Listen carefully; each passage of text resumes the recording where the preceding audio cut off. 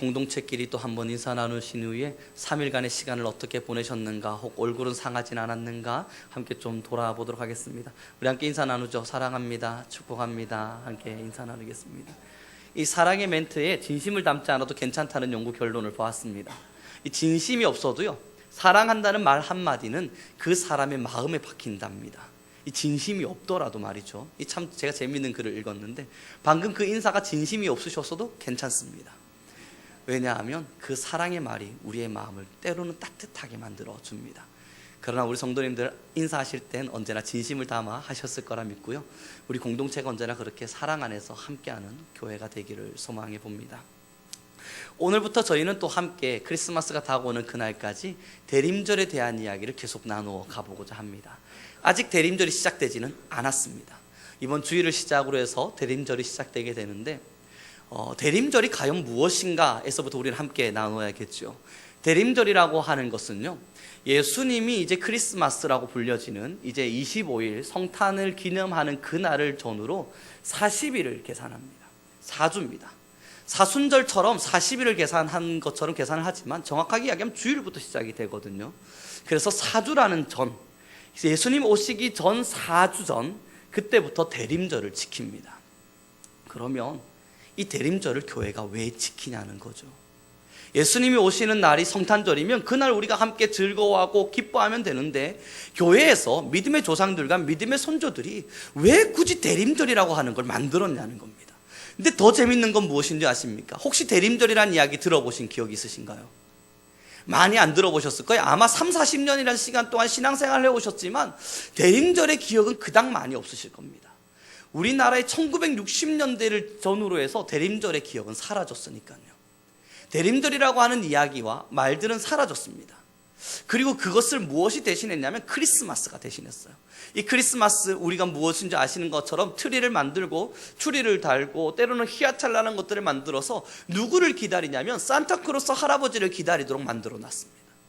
예수님을 기다리기 위해서 만들어졌던 이 대림절이요, 한 달 전, 이제는 세상의 문화가 바뀌어져 가면서 사람들이 산타크로스 할아버지가 오는 날로 기다리기 시작했고, 아시는 바와 같이 성탄절 딱 4주를 중심으로 해서요, 성탄절이 되기 전 한 달 전부터 롯데마트, 하나로마트부터 시작해서 추리들이 희화찬란하게 감기기 시작합니다.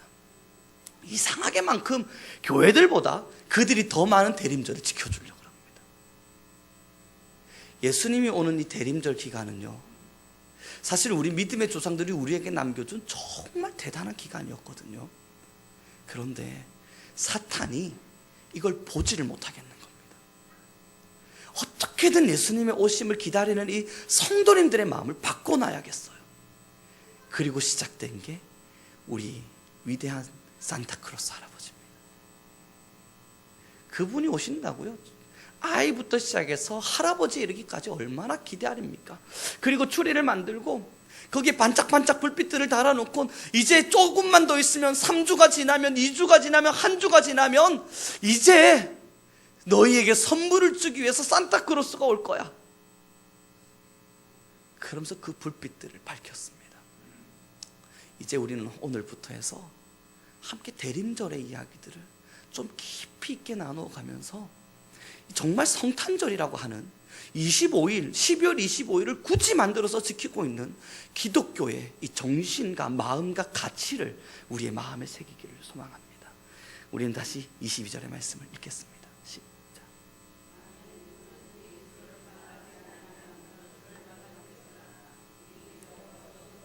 아멘. 이 성도님들의 마음에, 이때 당시 예수님을 믿는 성도님들의 마음에는요, 늘 하나의 소망이 있었습니다. 주님 오시옵소서. 주님 어서 오십시오. 그 소망을 품고 살아가는데 25일 성탄절이 어떤 날이었냐면 주님이 오신 날이었어요. 그러니까 4주 전을 기약해서 사람들의 마음에 있었던 겁니다. 주님이 지금 만약 오실 텐데, 곧 언젠가 오실 텐데 나를 책망하시면 어떡하지? 주님이 곧 오실 텐데 지금의 내 모습을 보고 네가 어떻게 신앙인일 수 있느냐 말씀하시면 어떡하지? 이 크리스마스가 다가오자, 예수님의 탄생일이 다가오자 사람들의 마음에 긴장이 드는 거예요. 그래서 믿음의 조상들이 만들었습니다. 원래는 대림절이 6주를 지켰습니다. 6주 동안 2주는요 회개의 시간을 주었습니다. 1년 동안 살았냐? 그런데 하나님의 말씀을 철저하게 배척하고 배격하면서 그렇게 살았냐? 2주간 죽을 힘을 다해 회개하라. 그래서 2주라는 시간은요 우리를 심판하실 주님 앞에 두려움으로 떨라 말했습니다. 그리고 2주를 지키게 할 때는 우리를 구원하기 위해서 오실 주님을 기다리라 그랬습니다. 그러면서 그럼에도 예수 그리스도의 십자가의 사랑으로 너희를 구원하기를 원하시는 하나님의 사랑을 감사하라. 그리고 나머지 2주는요 아직 구원받지 못한, 아직 이 위대한 사랑을 깨닫지 못한 이들을 위해 희생하라. 그렇게 6주간의 기간을 두고 주님의 오심을 기다렸습니다.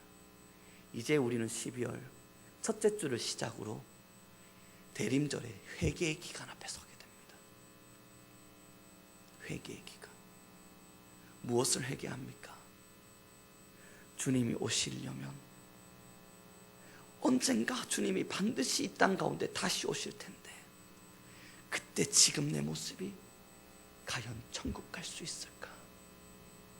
정말 하나님이 지금의 나의 신앙을 보면서 잘했다, 너무너무 잘했다 말씀하실까?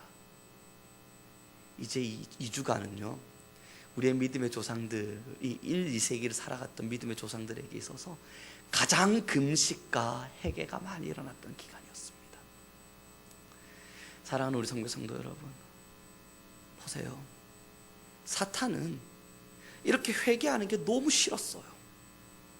그러니까 산타크로스를 뭐로 만들었습니까? 선물 주는 사람, 행복을 주는 사람, 크리스마스의 사랑, 이것을 강조하면서 한 달 전부터요 온 동네 축제를 만들게 만들어놨습니다. 그런데 원래 예수님이 오심을 기다리던 날에는 그러지 않았습니다. 2주간은요 슬피 울며 애곡하는 일이 있었습니다. 누구를 보면서요? 다른 사람 아니요, 자기 자신을 보면서. 주님의 십자가의 사랑이 내 안에 이제 일어나게 될 텐데 내가 왜 주님의 말씀대로 1년을 살아내지 못했을까? 그러므로 교회력이라고 불려진 이 달력에는요 12월부터 교회는 새해가 시작되게 되는 겁니다. 일반적인 달력은 1월부터 새해가 시작되죠. 그러나 교회력이라고 이야기되어지는 교회의 달력은 12월부터 새해가 시작됩니다. 회개부터 다시 시작하라고요. 하나님의 말씀대로 제대로 살지 못했던 자들아, 회개로부터 다시 주님 오심을 기다리라. 다시 우리 심령에 박혀질 하나님의 사랑을 다시 기억하기 위해서 다시 회개하라. 그것 때문에 12월부터 우리는 새해의 시작을 알렸습니다. 그리고 회개하고 주님께 감사하고 희생하고 나면 성탄절이 오는 거예요. 그 성탄절을 통해서 우리의 마음에, 우리의 심령에 주님 다시 내 마음에 와주셔서 감사합니다. 다시 이 마음에 주님의 오심을 기억할 수 있도록 해주셔서, 그래서 주님이 왜 이 땅에 오셨는지의 정신을 다시 내가 기억할 수 있도록 해주셔서 너무너무 감사합니다.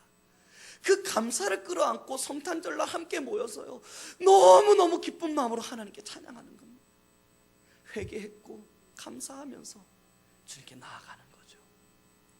사랑하는 성도 여러분, 이제 그러면 지금 12월을 시작할 우리 성도님들의 마음에 가장 뜨거이 일어나야 될 마음이 무엇이겠습니까? 내가 지금 천국 갈 수 있을까? 주님이 정말 지금 내 마음에 계실까? 다시 2019년도에 새해가 시작되는 이 12월을 맞아서 대림절의 시작, 예수님의 오심을 기억하고 이제 성탄절날 다시 주님이 내 마음에 오실 텐데 내 마음이 정말 정결할까, 거룩할까? 그걸 돌이켜가면서 이제 2주라는 시간 우리는 기도하고 회개합니다. 우리 한국에 굉장히 좋은 전통이라고 할까요? 아니면 우리 한국만 가지고 있는 기도의 방법이 있죠. 통성기도라고 하는 것. 이 통성기도가 어느 나라를 가도 없어요. 그래서 다른 나라 외국에 가보면요 영어로 이렇게 외국어를 쓰면서 기도를 정의할 때 이 통성기도는 영어로 그대로 통성기도라고 씁니다. 그래서 뭐라 하냐면 그 한국 스타일의 기도라고 해놓습니다. 통성기도는 한국에는 하질 않거든요. 그래서 이 통성기도가 어디서부터 시작됐는가 우리 한번 알아보면 너무 좋을 것 같은데, 1907년도 우리 이 한국 땅에 대부흥운동이 일어났다는 걸 너무너무 잘 알고 계실 겁니다.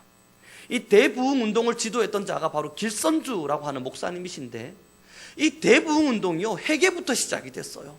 저번에 말씀드린 것처럼 한 선교사님이 내가 백인입니다, 내가 의사입니다, 그래서 당신들을 무시하는 마음이 내 마음에 있었습니다, 나를 용서해 주십시오 하고 사람들에게 막 회개하고 하나님께 회개했습니다. 그랬더니 어느 한 부자 장로님이 또 나오셔서 나는 종을 사랑하지 못했습니다, 저 종이 말을 듣지 않으면 화가 나고 분노했습니다, 내 마음에 미움과 시기와 질투가 있었습니다, 용서해 주십시오 막 회개를 했어요. 그랬더니 그 공간 안에 모여있던 사람들이요 너도 나도 일어나서 회개하겠다는 거예요. 그때 길선주 목사님이 기도하다가 답을 찾았습니다. 야, 이거 한 명 한 명씩 회개했다가 이건 밤을 새도 못하겠구나, 이걸 어떻게 할까? 그리고 강단에서 설교 중에 선포합니다. 여러분, 한 명 한 명씩 나와서 회개하니까 우리 안 됩니다. 이제 우리 전체 다 같이 회개합시다. 우리 함께 마음 모아서 다 같이 회개할 때 각자 하나님께 회개할 내용들 이제 함께 소리 부르짖어 가면서 자신의 죄를 놓고 회개합시다. 그리고 통성기도가 시작됐습니다. 그렇게 통성기도가 시작되는데 아시다시피 이제 회개잖아요. 내 마음의 죄를 바라보면서 남들에게 들려주지 못했던 소리들을 끊임없이 하나님께 아뢰어야 되잖아요. 그럼 이 사람들의 마음에 지금 성령의 불이 임재됐어요. 성령의 불이 임재된 상태에서 자신들의 죄가 드러나고 있는데 이것을 하나님께 회개해서 지금 구원을 받아야겠는데, 우리 목사님 말씀하시는 것처럼 얌전하게 주님 미안해요 이 마음으로 됐겠냐고요. 그러니까 부르짖게 되고 소리 지르게 되고 그렇게 하나님께 기도하다 보니까 통성기도라고 하는 것이요 큰 부흥의 불을 만들어 버렸습니다. 이게 한국에만 있는 위대한 전통입니다. 기억해 주세요.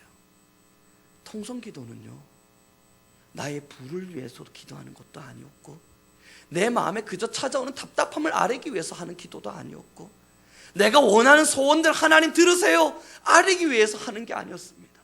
통성기도는 자신의 죄를 바라보면서 견딜 수 없었던 사람들이, 자신의 심령 속에 묵어있는 수많은 죄를 바라보면서 견딜 수 없었던 사람들이 다른 사람을 위해서도 아니고 나를 바라보면서 기도하며 시작된 것이 통성기도였습니다.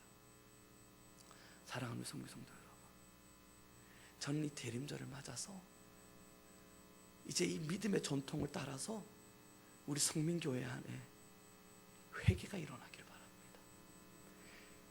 그 회개는 우리 안에 숨겨져 있는 묵은 때들입니다. 그러면서 우리는 다시 고민하고 기도하는 겁니다. 내가 지금 주님 앞에 갈 수 있을까? 오늘 찬양을 제가 함께 불렀는데요, 154장 그 찬양의 후렴에 이렇게 기록이 되어 있습니다. 저 겟셋만의 기도를 늘 기억하게 하시고 그 십자가의 은혜를 날 인도하소서. 그래서 이 저 겟셋만의 기도, 과연 무슨 기도인가? 아시는 바처럼 요한복음 17장의 말씀으로 넘어가겠습니다.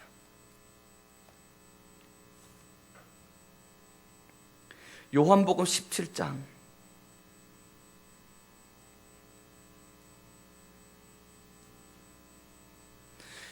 지금 여러분들과 함께 나눌, 우리 성도님들과 함께 나눌 이 요한복음 17장 전부의 내용이 바로 겟셋만의 기도입니다.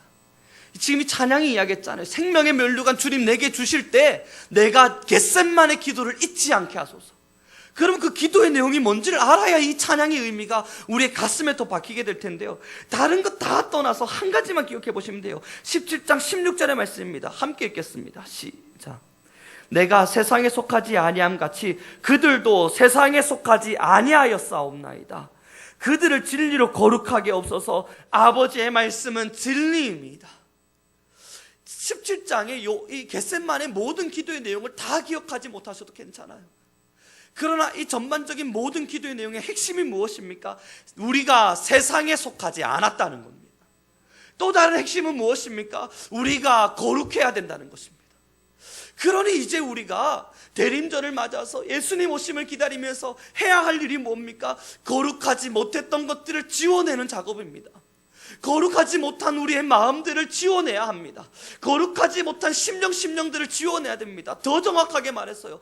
세상에 속해 있는 가치관들을 버려야 합니다. 세상에 속해 있는 가치관.